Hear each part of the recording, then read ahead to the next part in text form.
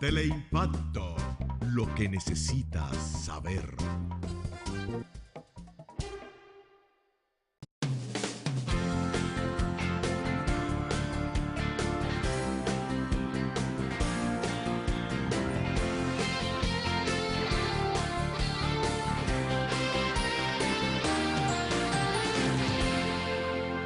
Muy buenos días y bienvenidos como cada mañana. Este es su espacio por la mañana, dando de inmediato los buenos días a mi compañero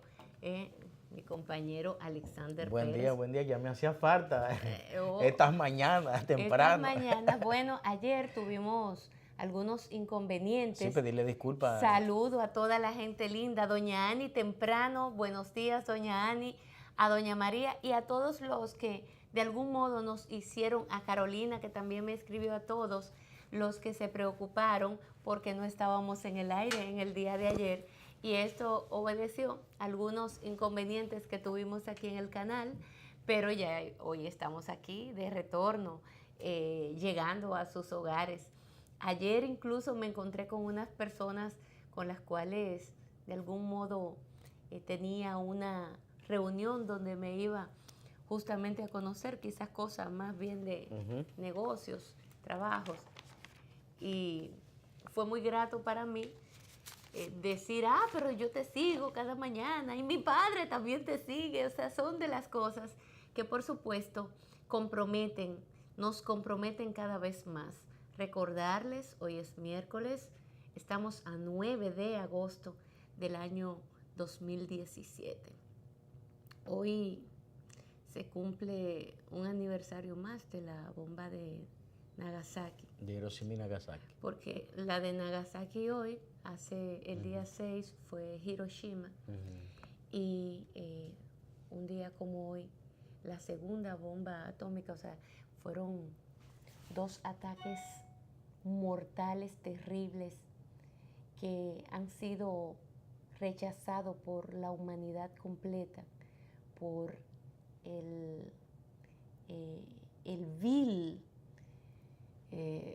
la vil decisión de los Estados Unidos de acabar de golpe y porrazo con una cantidad enorme de personas a la vez.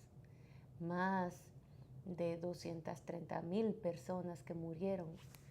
Y una cantidad enorme de personas que murieron días después, semanas después y hasta meses después, producto de la radiación, de lo que fueron estas dos armas mortales que para el año 1945, en plena Segunda Guerra Mundial, se tomó esa decisión de lanzar estas dos bombas mortales sin saber ni siquiera medir consecuencias, efectos.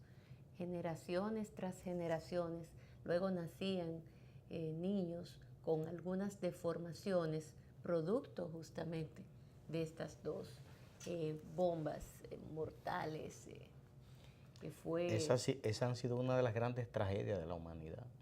Yo creo que la más calificada como la peor. La Primera y la Segunda Guerra Mundial en sí fueron tragedias. Sí. Pero ese solo hecho fueron tragedias. De una, yo diría, repercusión tal que, Dios mío, bueno, eso trajo como consecuencia, por supuesto, la rendición de Japón y finalizada la guerra, por supuesto, porque no era para menos. Mira, Lindsay, días después, y yo creo pienso que el día 15 y se firmó el acuerdo para el mes de septiembre.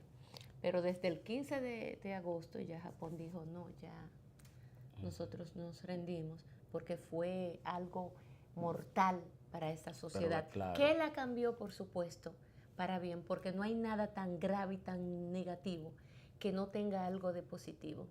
Tras ese hecho, la visión de Japón y todo lo que es hoy Japón es producto y consecuencia de esa guerra. El emperador Hirohito ahí se puso al frente de la reconstrucción de su país. Sí. Y lideró su país hacia el desarrollo, hay que decirlo, hacia la educación y el desarrollo. Después que Japón salió de la Segunda Guerra Mundial, lo que llegaba de Japón nada más eran buenas noticias. Y Japón se convirtió y llegó, fue una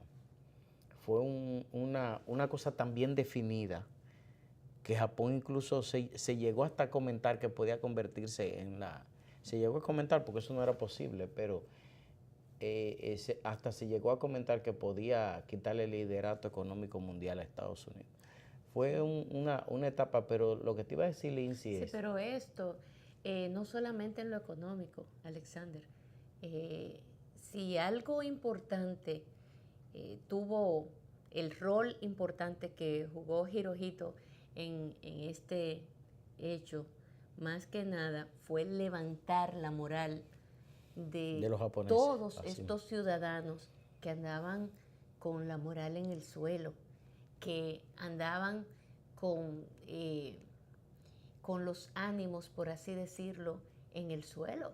Era una situación donde millones de personas habían perdido sus familiares, sus amigos, lo habían perdido todo, habían quedado sin nada, además, en un alrededor totalmente inerte. Una cosa terrible. Es tú encontrarte de repente con la nada y sin familiares, sin amigos, sin nada que hacer, padeciendo hambrunas, padeciendo miserias de toda especie, no solamente en lo material. Fue una situación de calamidad tras calamidad y a ese pueblo había que levantarle la moral. Y fue un gran reto para ese gobierno y para esa sociedad donde el emperador jugó un rol fundamental. Y eso fue lo que hizo que hoy Japón esté convertido en lo que es una de las primeras potencias del mundo. Por mucho tiempo ocupó la segunda economía más grande del mundo. Hoy se encuentra en el lugar tercero, pero Japón sigue siendo definitivamente una sociedad a la que hay que siempre mirar como ejemplo, tomarla como ejemplo, todo el mundo aspira a ir en algún momento a Japón, Claro. porque es una sociedad admirable realmente, a pesar de todo. Y digo a pesar de todo por la cultura, ¿no?, de este pueblo, quizás a veces con una forma de proceder un tanto rígida.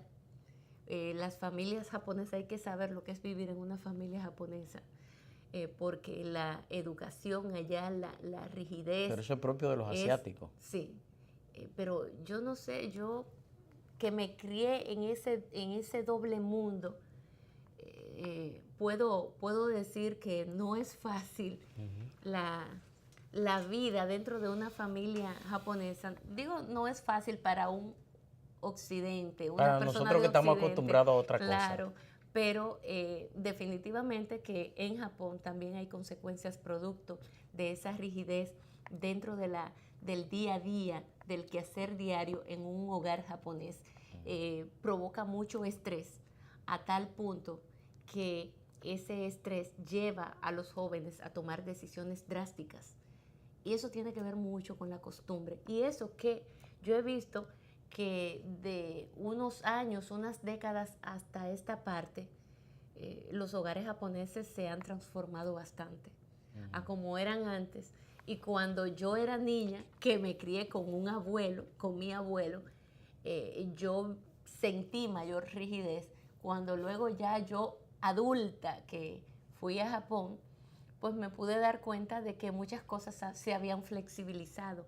Aún con toda esa flexibilidad, todavía Japón sigue siendo, para países como por ejemplo estos de Occidente, una sociedad donde hay mucha rigidez en muchas de sus procederes, digamos, del día a día.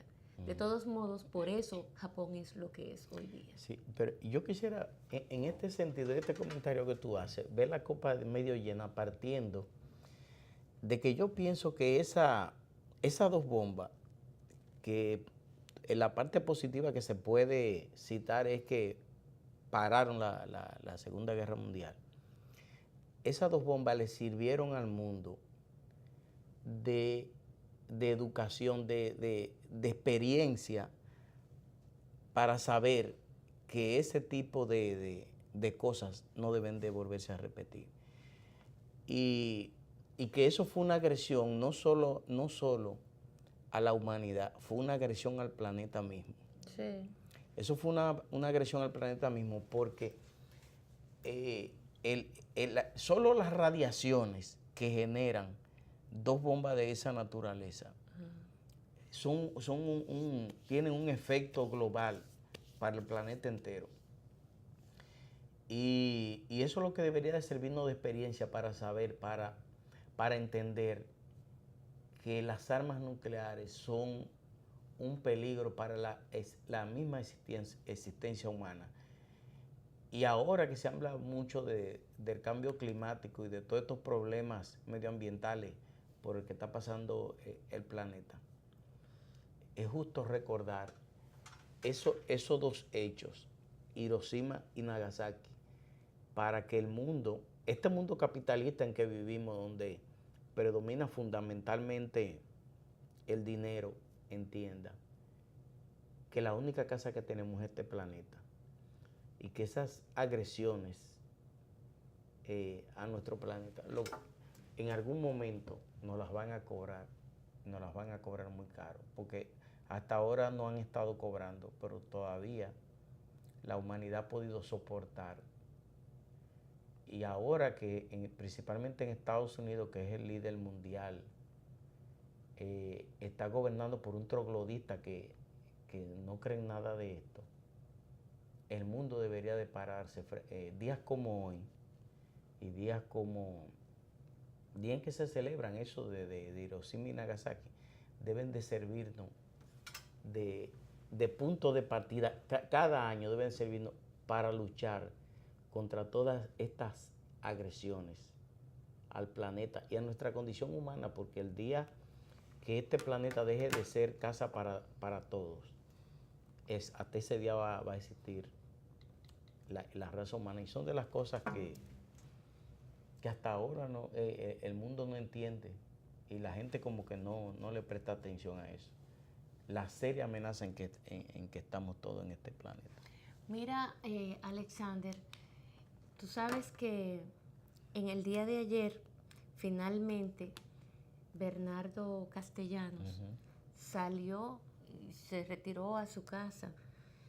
Bregar con el tema de justicia no es nada fácil.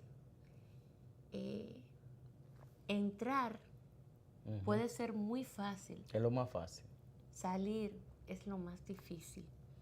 Un caso, el caso Odebrecht, que se viene manejando en República Dominicana desde hace un tiempo, y que el manejo, el tratamiento que se le ha dado a un caso tan serio y tan complejo como este, ha sido una vergüenza en el buen derecho, en la buena práctica del derecho y para el propio avance de una sociedad que debería indicar que estamos o deberíamos estar también en un lugar más privilegiado en ese sentido. Y cuando hablo de más privilegiado me refiero a en un momento de mayor desarrollo en ese aspecto. Sin embargo, lo que hemos visto con este caso de Odebrecht en República Dominicana es como para sentarnos a dar gritos, sentados en una piedra, en un río, a dar gritos. Y digo esto porque el mal manejo que se le ha dado al caso ha traído como consecuencia el que al final no se vea ningún tipo de esperanza cuando se ponen de manifiesto o salen a la luz eventos como este, que te indican a ti que al fin y al cabo la justicia es muy vulnerable, empezando por quienes levantan las informaciones, empezando por ese Ministerio Público, me refiero, que era el gran responsable de llevar a buen puerto un caso de tanta trascendencia.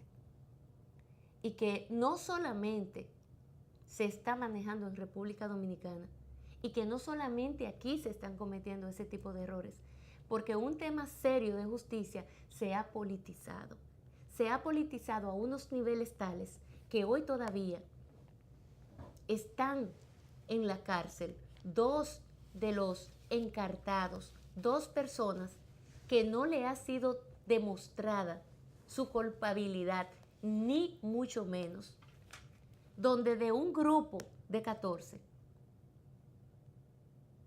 por el nombre que tienen y el rol que han jugado quizás, por lo menos uno de ellos, Víctor Díaz Rúa, está todavía en Najayo. Algo que usted no se lo explica.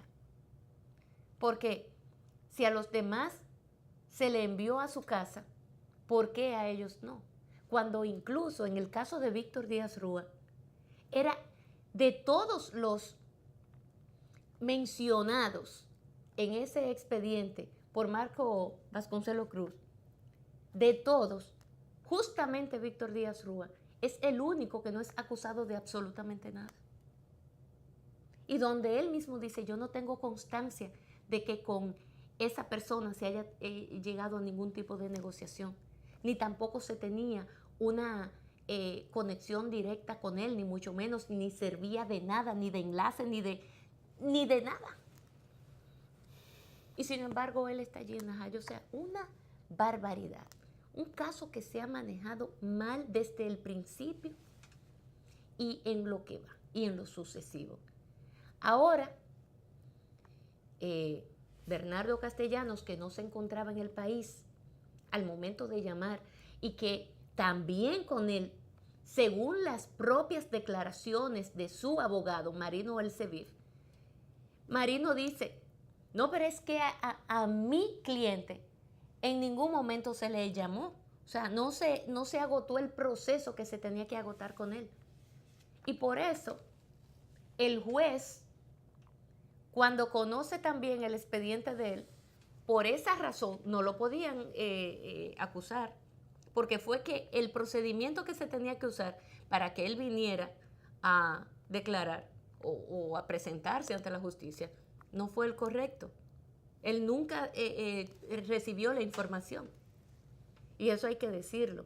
Entonces, al final, aunque el Ministerio Público solicitó 18 meses como medida de coerción para el señor Bernardo Castellanos, el juez Polanco dijo, no, mire, usted se va a su casa, en lo que el caso se conoce, no salga del país. Y tiene una fianza aquí que debe de pagar, como se pagan y como lo establece la ley. Pero ese señor ya finalmente se fue a su casa, duró unos 5 días aproximadamente en el Palacio de Justicia, y de ahí sale a su casa. Porque aunque el juez Polanco dijo lo que tenían que hacer hace varios días, salir de ahí, eso es un procedimiento del carajo. Que en este caso... es una violación. Eso es una violación a los derechos, por supuesto que sí. Después que un juez dicta una orden, ya usted tiene que salir. Entonces, pero ¿cuántos días... Te dejan preso. Sí. ¿Cuántos días pasaron en que el juez tomó la decisión de que no, que él se fuera a su casa? Y de ese tiempo hasta ayer es que finalmente él puede salir.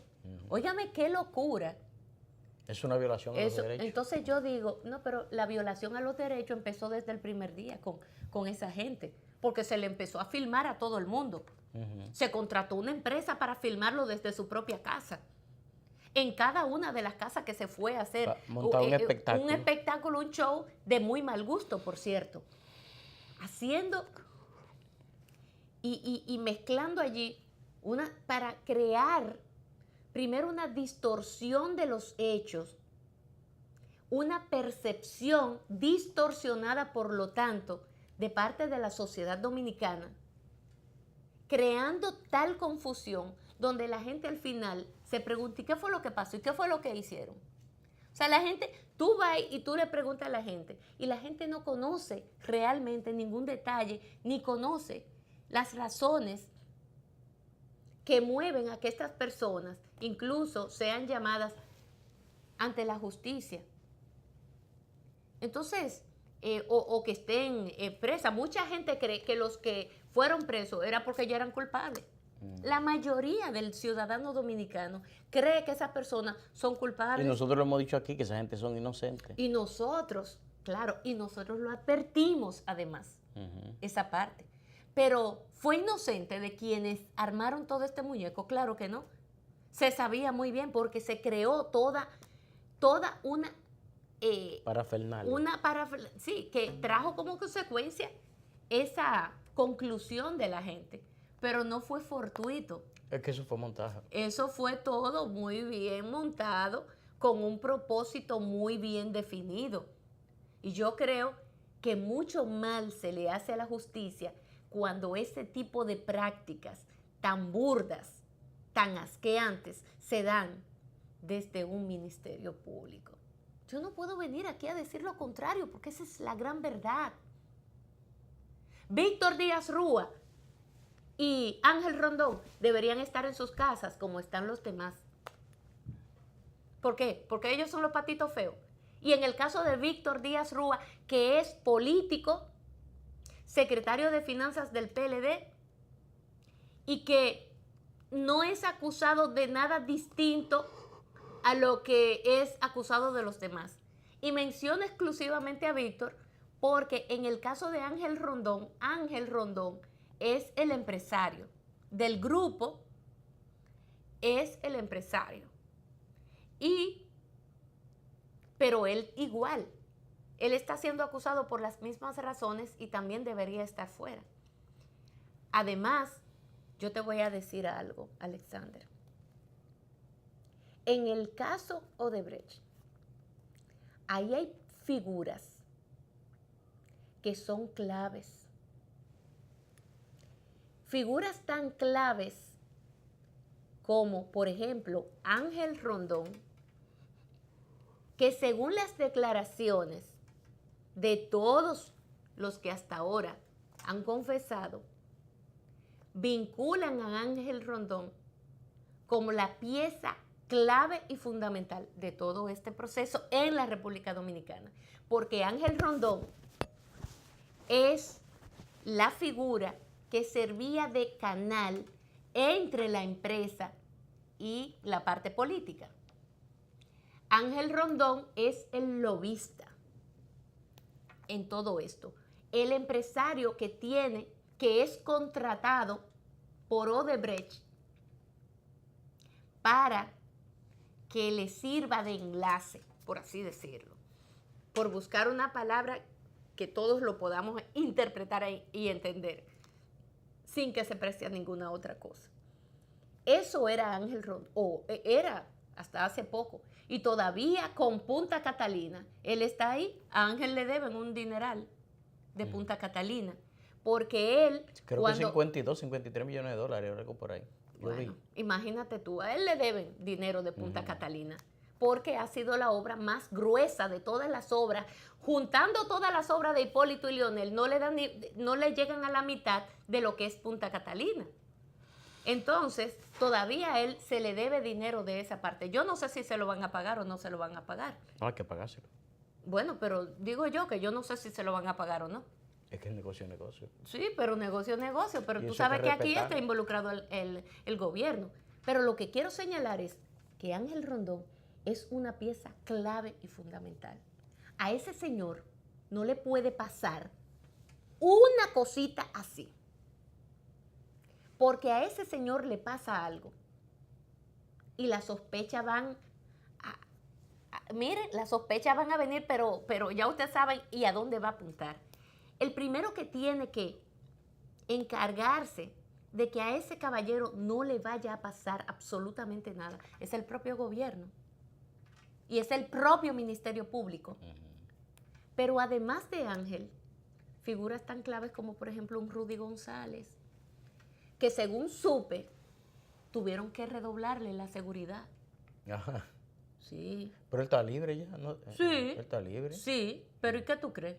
Ujú. Libre, eso es un tema, Alexander. No estamos hablando aquí de una cosita de quítame esta paja, ¿eh? Estamos hablando de un caso grueso donde se involucran una serie de personalidades que van desde el Congreso de la República hasta figuras importantes dentro del mundo de los negocios y figuras fundamentales en el mundo de la política.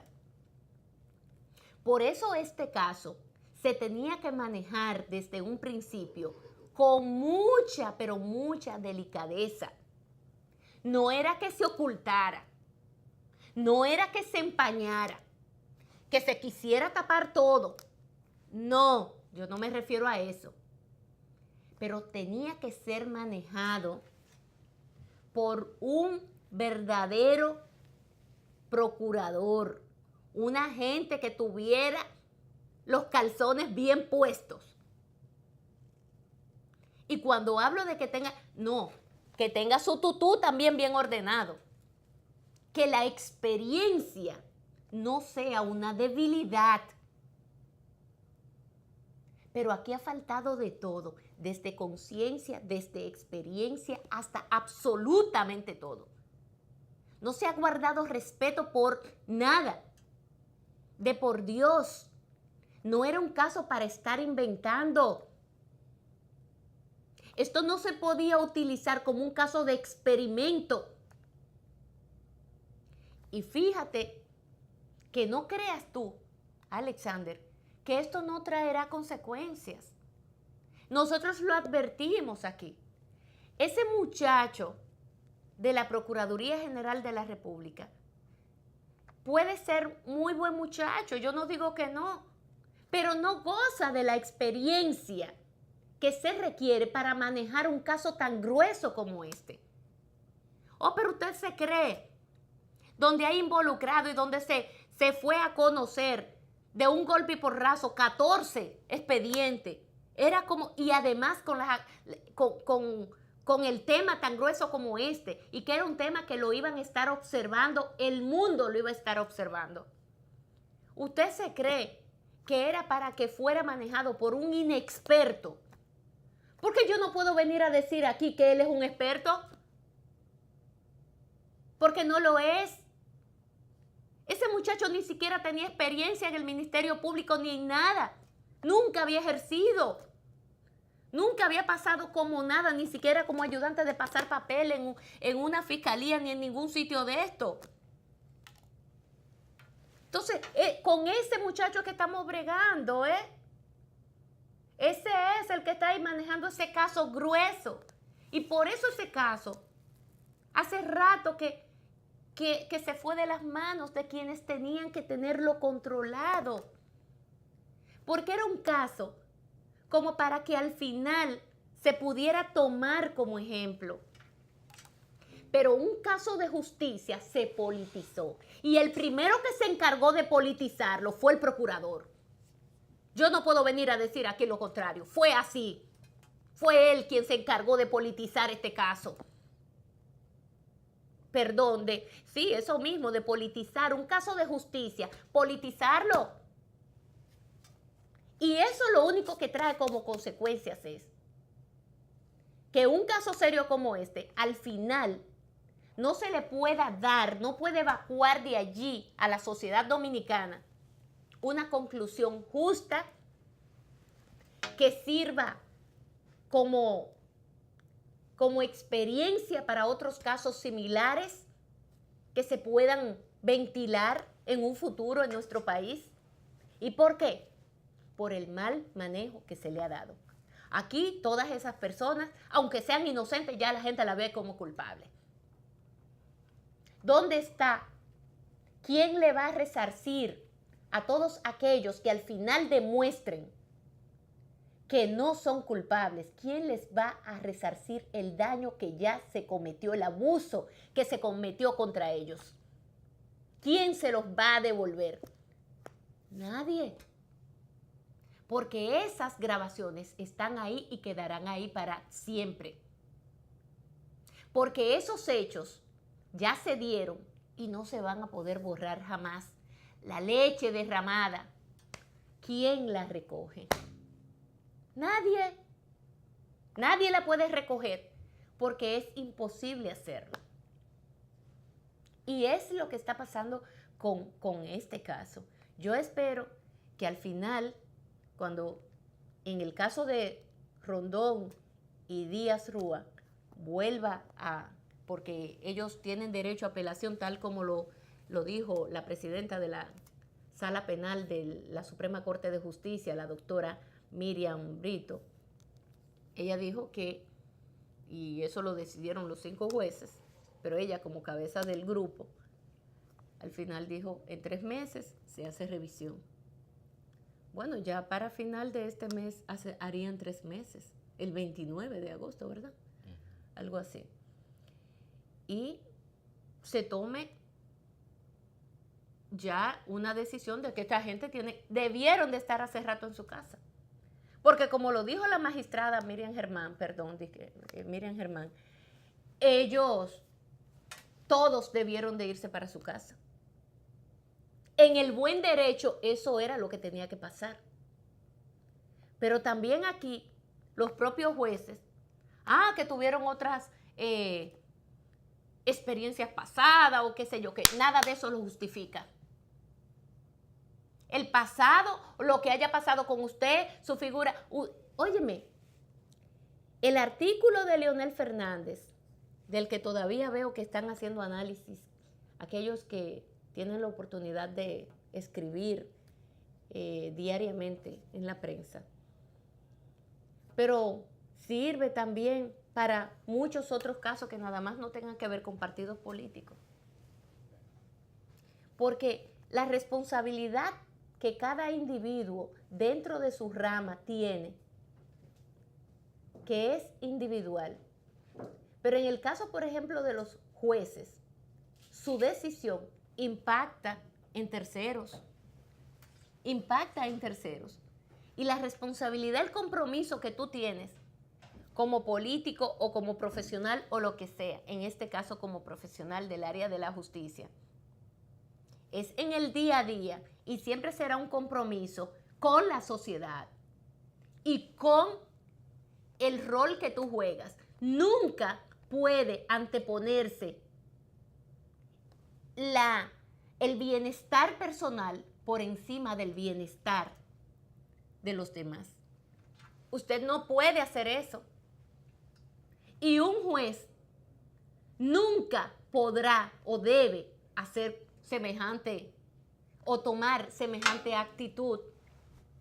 Aún en el pasado haya cometido algunos errores o por haber hecho lo que tenía que hacer, se le acusaba o se politizó el caso y se le dijo y se le acusó de que fuera vinculado a uno u otro.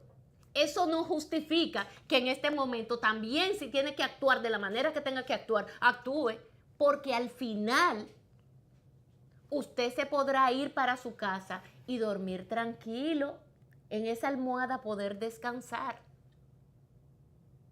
Pero tú te crees que con cualquier cosa que se está jugando. Pero un juez porque anteriormente se le vinculó a que quizá él tuvo algo algún vínculo con uno de estos políticos, el caso por ejemplo de Félix Bautista o quien sea, que no iban a pasar por eso mismo. Félix Bautista, todo el mundo sabe que ese caso fue politizado. Todo el mundo sabe que independientemente de todo eso fue un caso, un mamotreto, como bien también se le calificó, porque no tenía ningún fundamento y por lo tanto cuando llegó a donde tenía que llegar a la justicia, cuando estos jueces vieron el disparate, que dijeron, no, pero es que eso no procede, este señor hay que descargarlo de absolutamente todo. ¿Por qué? Porque lo que se le quería montar era un show. Y decir al final, yo le pregunto, ¿qué cosa diferente hizo Félix Bautista en la OISOE de lo que hicieron los demás que pasaron por allí?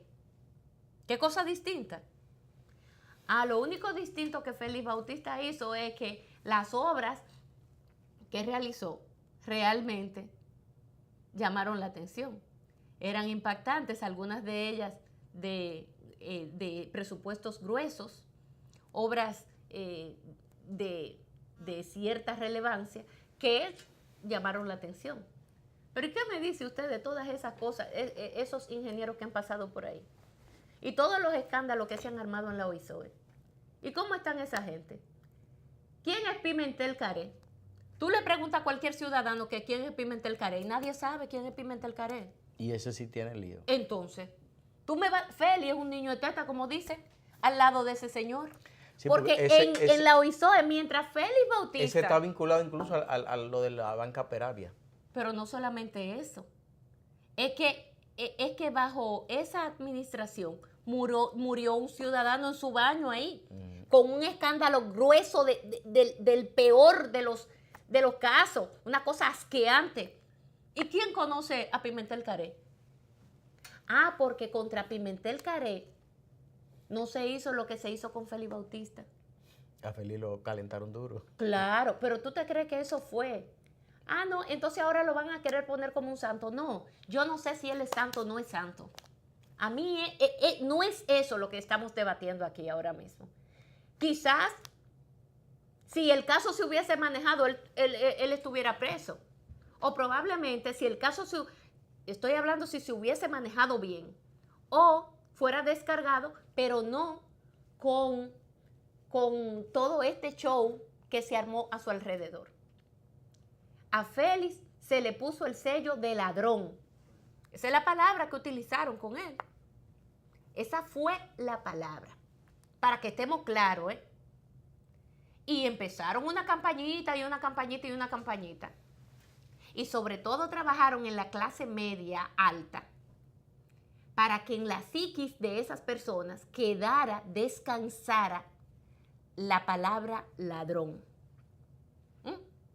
Y como él era un negrito, que no se veía, o sea, un morenito, que no tenía mucha presencia, tampoco es de lo que viste, porque Félix Bautista, lo que es un sanjuanero. Un sanjuanero.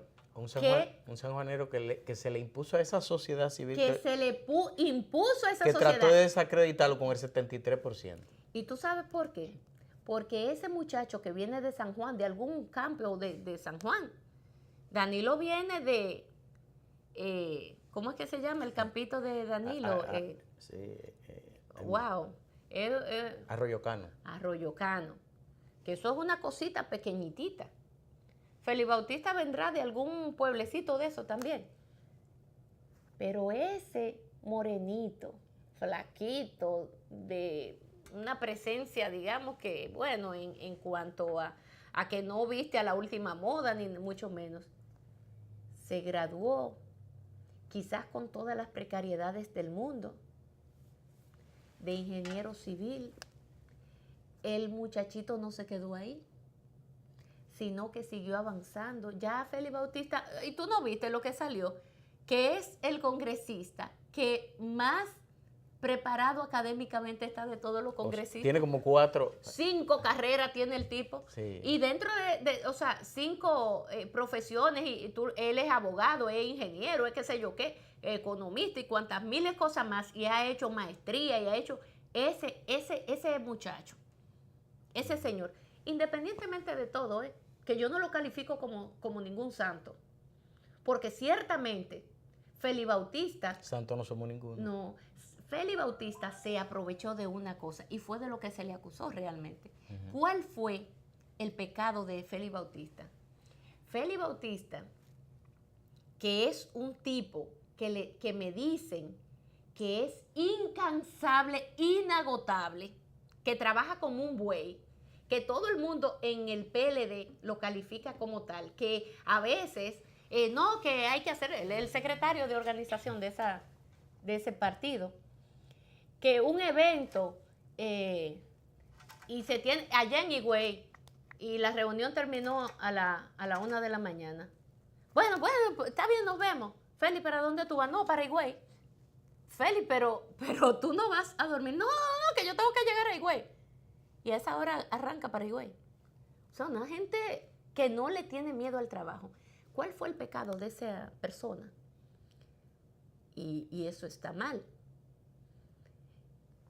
Félix Bautista, con la empresa de él, la empresa de ingeniería que él tiene, Constru no sé quién, él participó en varios proyectos internacionales y ganó en Haití, y ganó en Panamá, y ganó en no sé qué, y desarrolló proyectos grandísimos en esos países. Y yo digo, ¿qué está mal? Bueno, que él utilizó su imagen, su cargo, su rol que él jugaba como político en República Dominicana para él agenciarse. Porque ustedes, todo el mundo sabe, ustedes se creen que es Odebrecht, nada más. Aquí todos los empresarios, ninguno son santos. Y detrás de cada esas grandes fortunas hay sangre. No crean ustedes que esa fortuna de esos multimillonarios de aquí, de los 7 u 8 apellidos de aquí, no tienen su pasado oscuro. Ajá. Lo tienen y todos. Tenebrosos, más bien. Tenebrosos, donde hay de todo, muerte, de todo. Por eso hablo de sangre y de robo. Y tú sabes la cantidad de empresas después de la muerte de Trujillo con que se quedaron algunos. O es que somos, aquí, ¿verdad? Esto es un paísito muy chiquito. Y otras las quebraron. Sí, para también. Y fueron succionándola. Claro. Y montándole una paralela. Entonces, compañeros, ¿de qué estamos hablando? Son santos Mamá, aquellos que acusan. Ajá. Son santos aquellos que acusan al mismo Félix Bautista de que no es santo, pero y aquellos lo son. Esa hipocresía hay que dejarle a Alexander. Pero yo te voy a preguntar una cosa, Lindsay. ¿Dónde está la parte empresarial de las operaciones de Odebrecht aquí en el país? Porque tú nada más... vamos a suponer que fue verdad que esa 14 gente, vamos a suponer que fue verdad que esa 14 gente se repartieron los cuartos. Pero ¿y dónde está la parte empresarial? ¿Dónde está? El único que aparece es Ángel Rondón. El MAPE. Porque es feo. Porque es flaquito también, así, diminuto. Y esas obras no fueron levantadas simple y llanamente por esas personas que están ahí. Hay gente, grupos empresariales que participaron en la construcción de esas obras, que por lo menos debieron de haberlos interrogado, por lo menos. Pero esa gente ni siquiera han salido a relucir. Y todo el mundo sabe que esa gente estuviera, es más, esa gente son de los que están cuestionando a esos 14. Y si no están ellos, están sus medios, y están sus empresas, y están sus negocios, cuestionando a los que están presos. O sea, es una cuestión, y yo te decía que a mí esto que pasó con Odebrecht se me parece mucho al juicio de Nuremberg. Que cuando a los que estuvieron en el Tercer Reich, en toda esa tragedia que significó Hitler para la humanidad, cuando le pasaron un juicio, todos los que eran políticos fueron condenados. Los banqueros, los industriales, los hacendados, esa gente, todos fueron absueltos por falta de pruebas. Sí. Todos fueron absueltos por falta de pruebas. Pero ¿qué manejaba en ese momento? Y le dijeron, y para garantizar su seguridad lo vamos a trasladar a Estados Unidos, a la mayoría, y a Sudamérica y a otros países.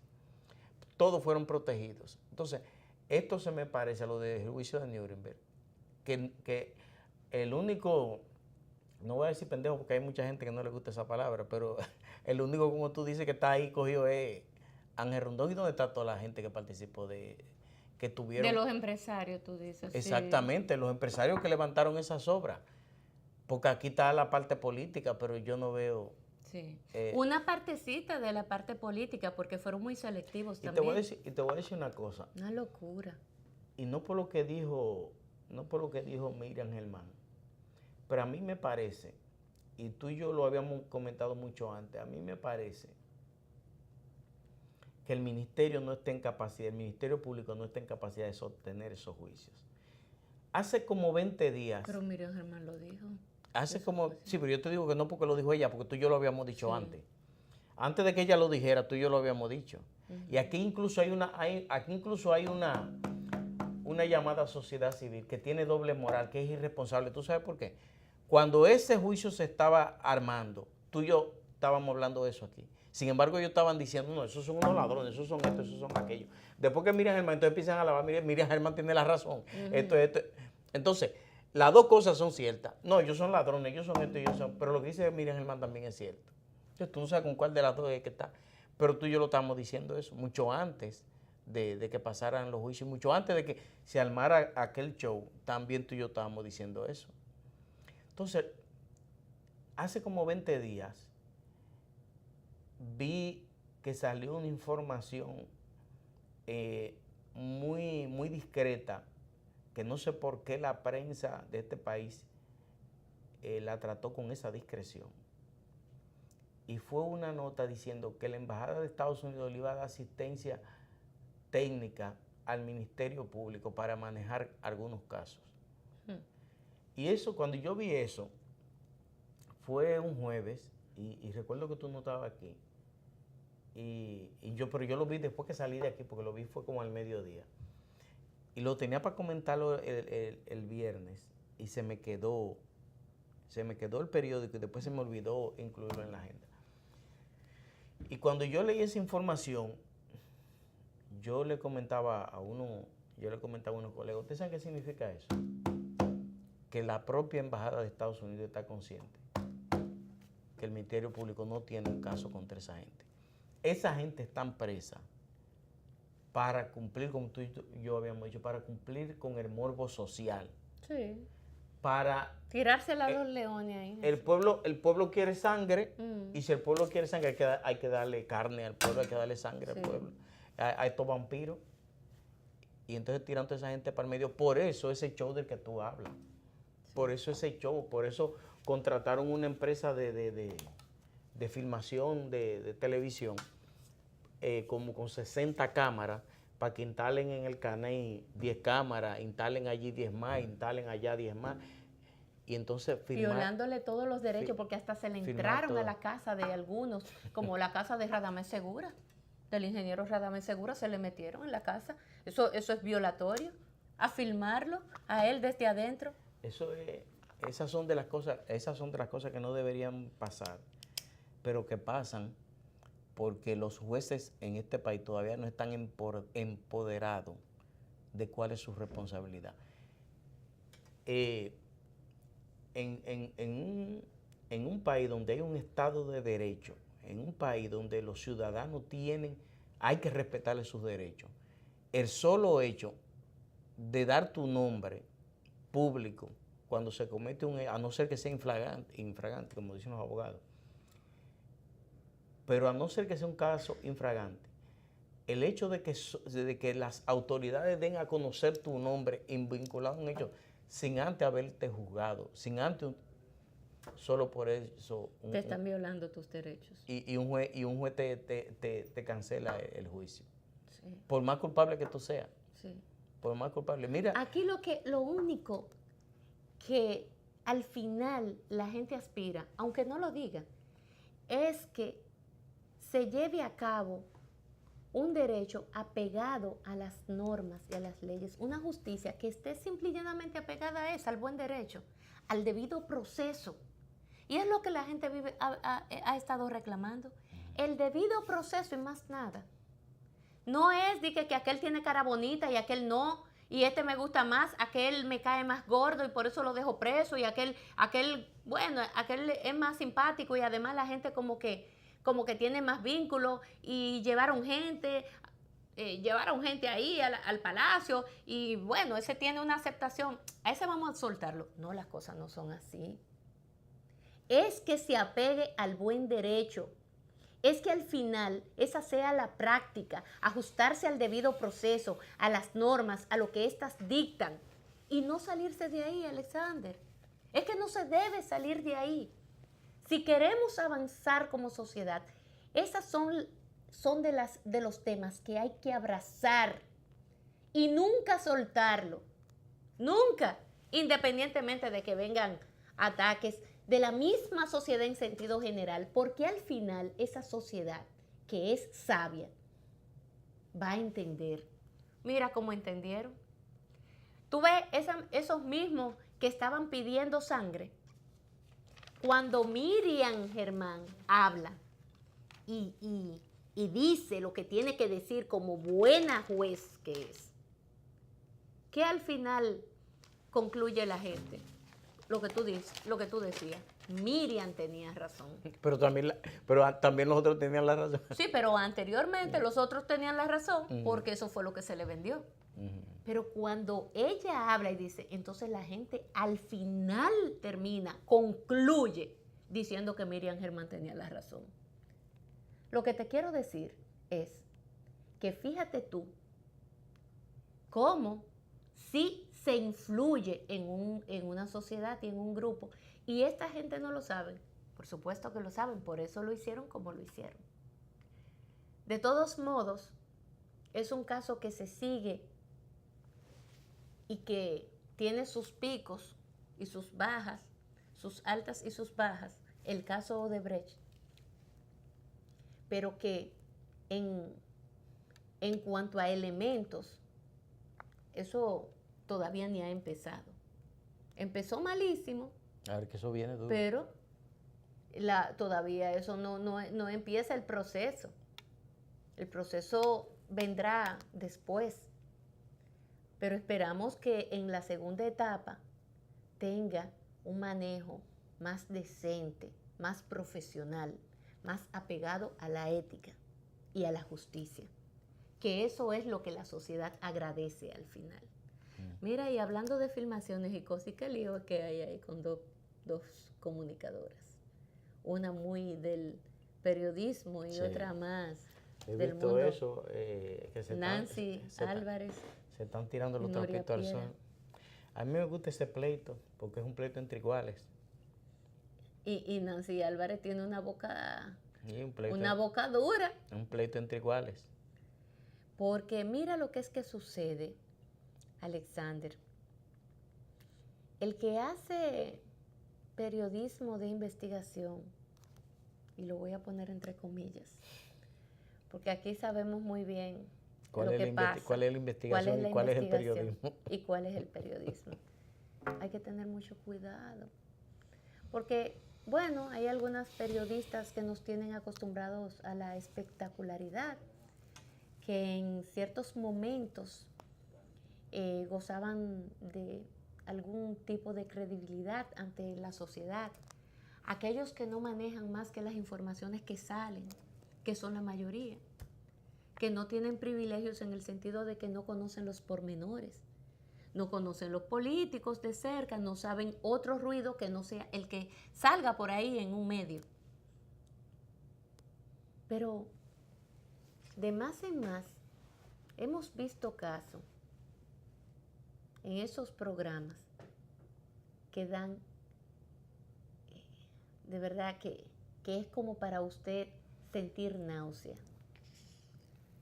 por no decir otra cosa. Son asqueantes y utilizan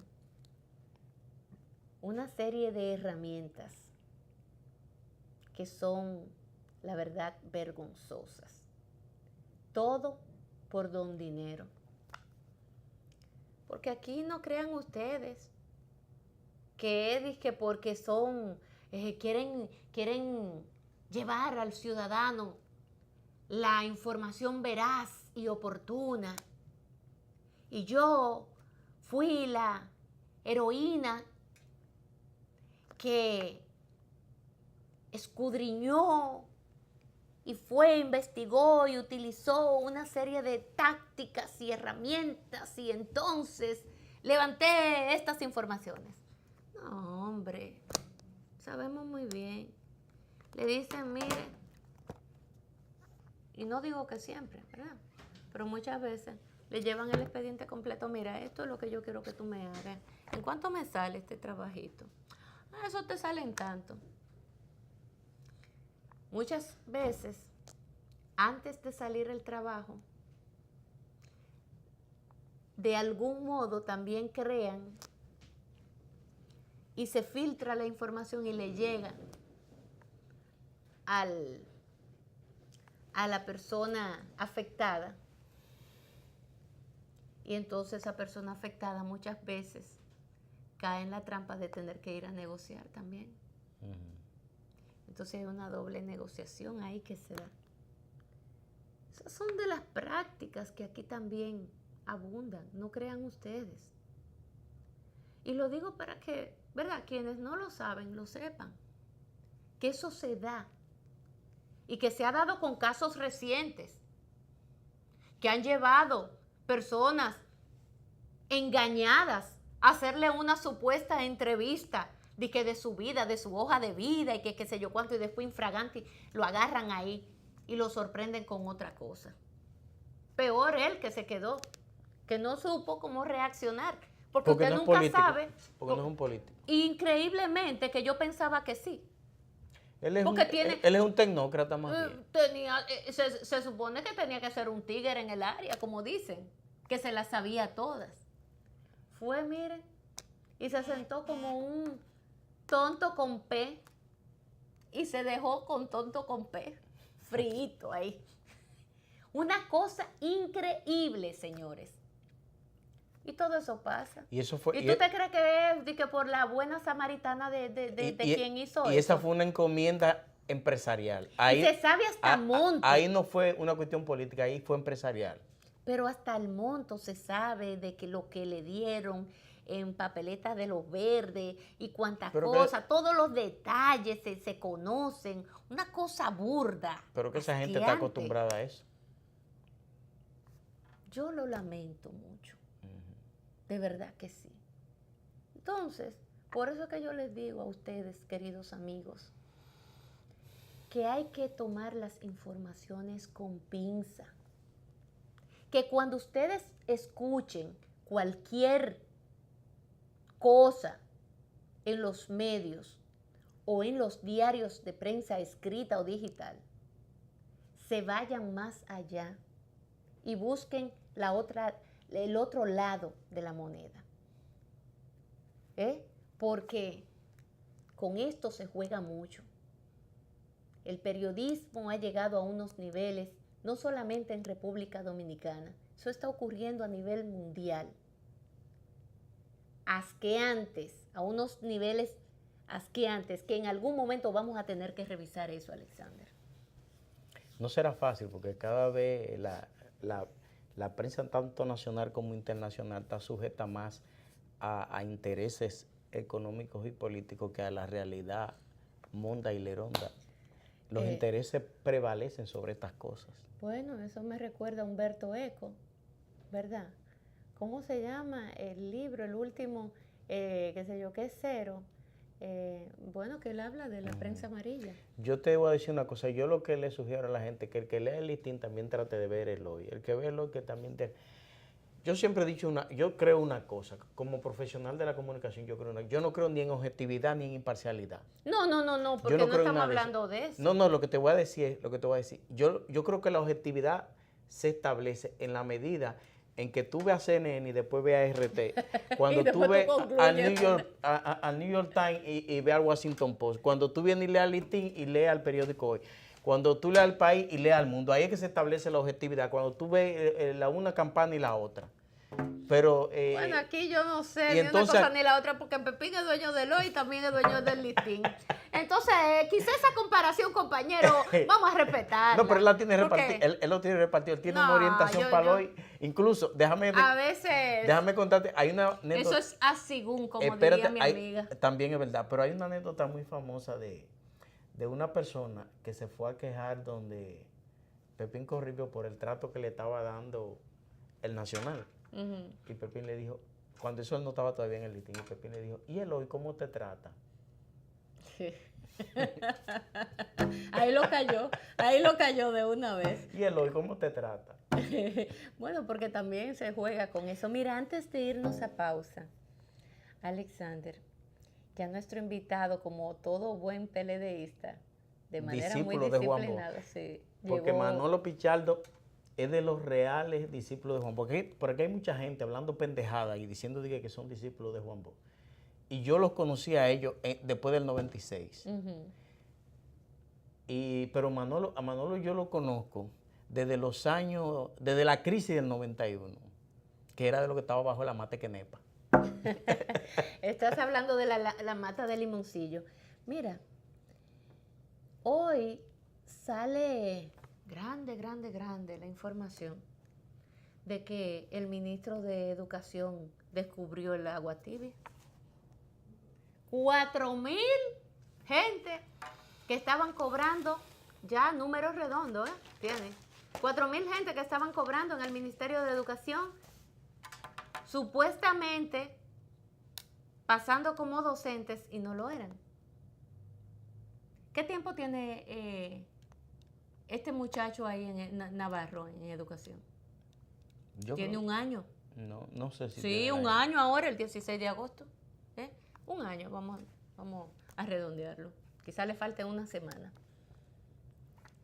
Y ahora es que él descubre que hay 4,000 gente cobrando en educación que no eran profesores.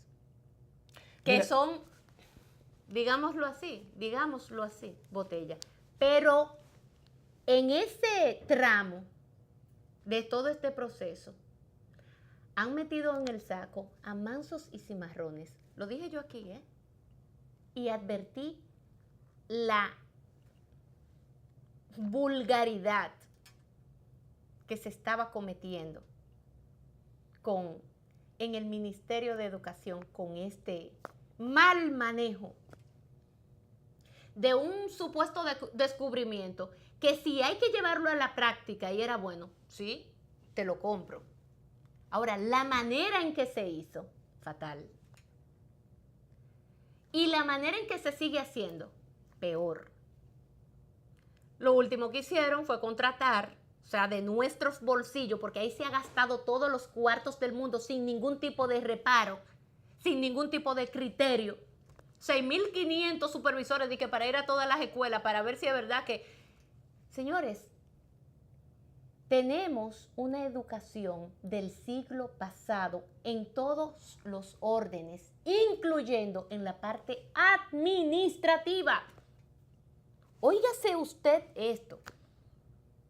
En la parte administrativa se está manejando el Ministerio de Educación con un criterio del siglo pasado o antepasado. Y allí no se tiene control ni siquiera de la nómina, Alexander, ni de la nómina. Ahí tú puedes ver el desastre que hay en ese ministerio y que lo peor de todo es que lo revela el propio ministro de Educación, que ahora anda en cualquier cosa menos en lo que tiene que estar. Anda de que hasta en campaña. Eso es una barbaridad. Una barbaridad. Porque está en todas menos en lo que tiene que estar. Aquí no tenemos un plan de educación, aquí no tenemos nada. Y si la intención de Navarro era buena, los resultados han sido muy malos. Si la intención de Navarro con esto de limpiar la nómina pudo haber sido muy buena, la intención, más el proceder fue cuestionable.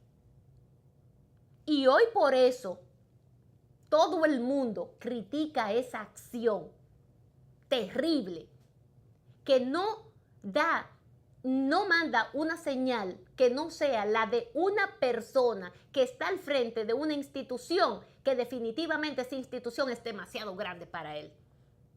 Lo lamento, no puedo decir otra cosa, porque los hechos son los que hablan. De hablarme a mí hasta de nómina y hacer todo este show y este espectáculo por una nómina que no la puede controlar quien dirige esa cartera. Pero de por Dios, ¿de qué estamos hablando? Y tenían que contratar, dije, 6,500 supervisores. ¿Y dónde están los directores de cada escuela? Que tenían que ir a cada escuela y a cada cosa. Señores, de por Dios. Y estamos viviendo en los tiempos en que en burro y carreta que andamos.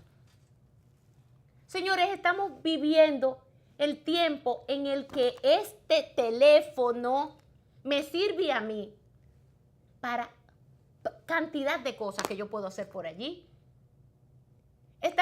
Se supone que el Ministerio de Educación es quien tiene que tener implementado uno de los sistemas tecnológicos más avanzados de todos los ministerios, el que más. Pues no estamos hablando de cualquier ministerio, es el de educación. De por Dios. Y además el ministerio que por recursos no se puede parar, porque lo tiene todo. Todo el dinero habido y por haber lo tiene ahí. Mal usado, por supuesto. Porque no tienen un plan. Al no tener un plan, lo tienen que acabar los cuartos en el año, a como dé lugar, porque ese presupuesto hay que gastarlo. Y yo lamento mucho tener que venir aquí y decir esta realidad. Hablar de esta realidad, que no se puede tapar, no se puede empañar, porque son de las cosas que te dan señales claras de por dónde andamos, por lo menos en materia de educación en la República Dominicana. Qué lamentable. Yo lo siento mucho, esto que está pasando en educación. La esposa de un amigo mío ha estado trabajando en eso y ella y él me estuvieron explicando esa situación. Ciertamente había un desorden ahí.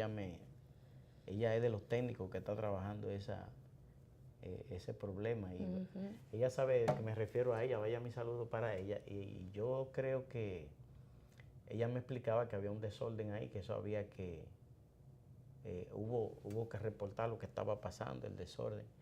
Y ella me explicó, yo no voy a entrar en esos detalles que ella me dio porque no.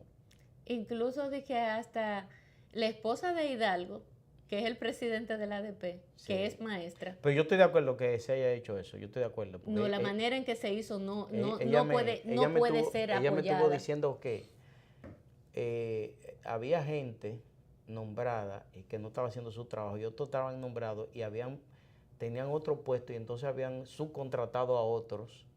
O sea que era un desastre lo que había y ella me contó. Pero eso evidencia una sola cosa. Y entonces. Eso nunca debió de ocurrir, es lo primero. No, yo estoy de acuerdo con lo que se hizo y creo que de acuerdo a lo que ella me contó, era necesario hacerlo. Por lo que ella me contó, porque yo no tengo los elementos, pero ella Claro, porque ella está involucrada en eso. Ella es de los técnicos que está trabajando. Ella es de los técnicos. Pero ella está en la parte, como tú bien lo señalas, la parte técnica que ahora está contratándose para. Pero eso es una barbaridad. Tener que hablar de eso en este país. Óiganme esto, señores. Por ahí es que esos son de los síntomas que evidencian lo que está pasando en ese ministerio. No es otra cosa, ¿eh? Independientemente de que tú me lo quieras justificar, de que ciertamente, claro que sí, no es que yo estoy diciendo que no. Evidentemente que esta gente, una gran parte, estaba cobrando sin trabajar. Pero es que nunca eso debió de ocurrir. Peor aún, que sea ahora, cuando entonces se empiece a ventilar y de la manera que se ha hecho. Y el proceder tras el hecho. O sea, tras descubrir el hecho, la decisión que se tomó, de por Dios, y cómo se tomó, que ha desatado todos los demonios. Pero bueno, vámonos a ir a una breve pausa. Tras la pausa vamos a conversar con un miembro del Comité Central, órgano de mayor importancia del Partido de la Liberación Dominicana y presidente de la COPAL. Con Manolo Pichardo vamos a hablar tras la pausa.